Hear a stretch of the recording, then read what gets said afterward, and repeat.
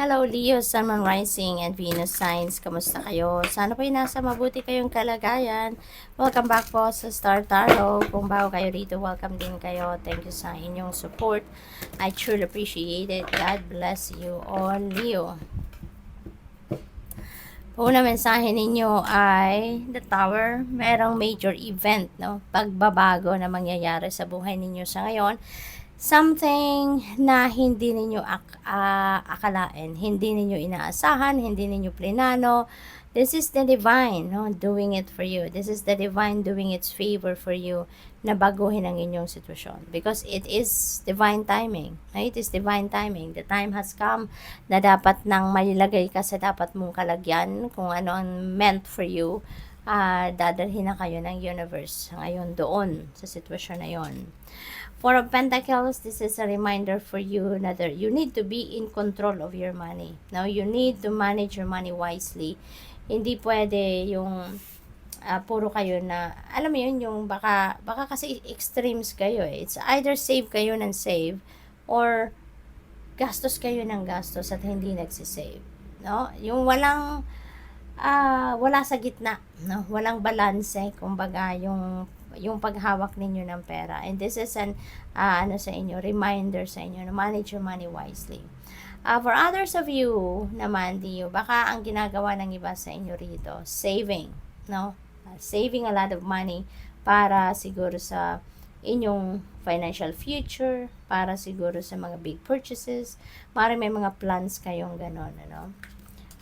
Saving for retirement, yung ganon ba?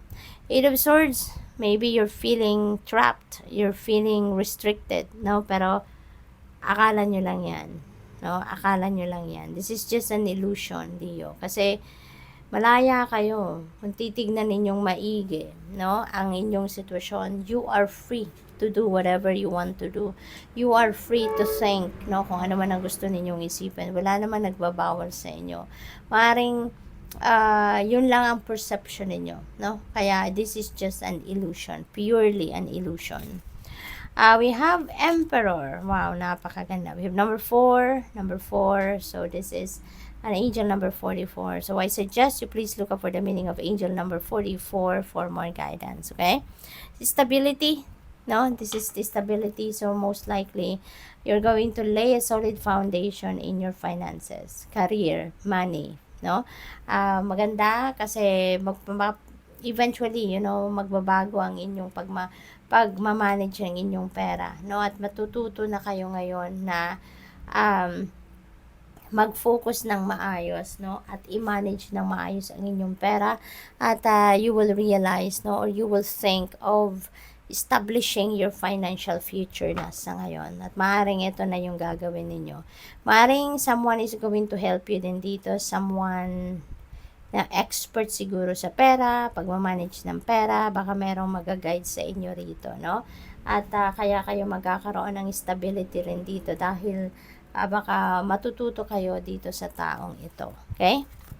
We have Ace of Cups, ang daming blessings na paparating. This is overflowing of blessings coming your way, Leo. So you are blessed, no? You are blessed. At ang blessing na to, no? Kung ano yung kailangan ninyo, yun ang ibibigay sa inyo. Kung ano yung needs ninyo that will be met sa ngayon. Kaya napakaganda.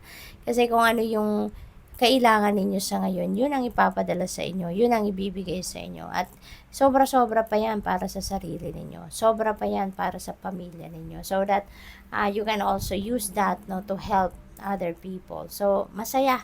You will be feeling overjoyed sa ngayon. Overflowing of joy and happiness ang mararamdaman ninyo. Two of Swords, decision. Meron kayong decision na gagawin pero hindi pa ninyo ito mapagdesisyonan sa ngayon.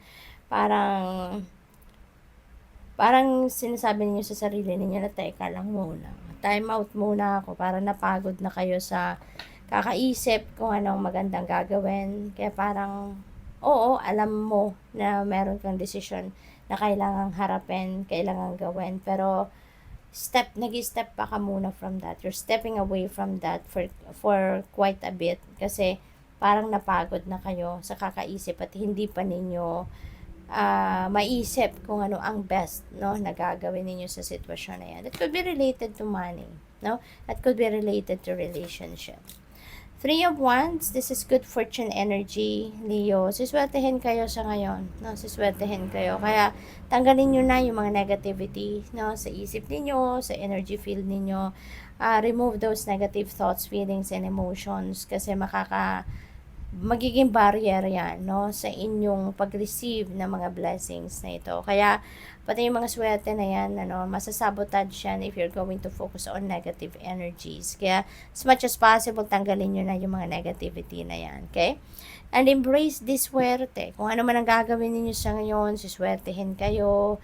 You can expect success, no, sa outcome nito, positive outcome ang makukuha ninyo. Some of you are going to travel. Some of you also are waiting for something, no? Waiting for the big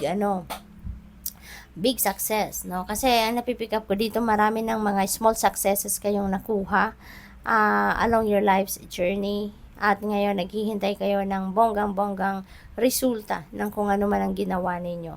So, yun ang hinihintay siguro ng iba sa inyo. Travel also, no? Imminent for some of you, magta-travel. Oh my goodness, Leo, talagang ang swerte ninyo sa ngayon. Mababalot kayo ng swerte, mababalot kayo ng liwanag. Maraming pagbabago talaga ang mangyayari sa buhay ninyo sa ngayon. Positive changes ito. Magiging maganda, maayos, masaya, successful kayo, healthy, lahat na ng pwedeng mangyaring magagandang bagay, sitwasyon sa buhay ninyo ay maaaring dumating na yan sa ngayon, no? The sun, mababalot kayo ng liwanag, all that is good, no? Yun ang maaaring mangyari sa buhay ninyo. So good luck. Thank you for watching. Love and light. Namaste.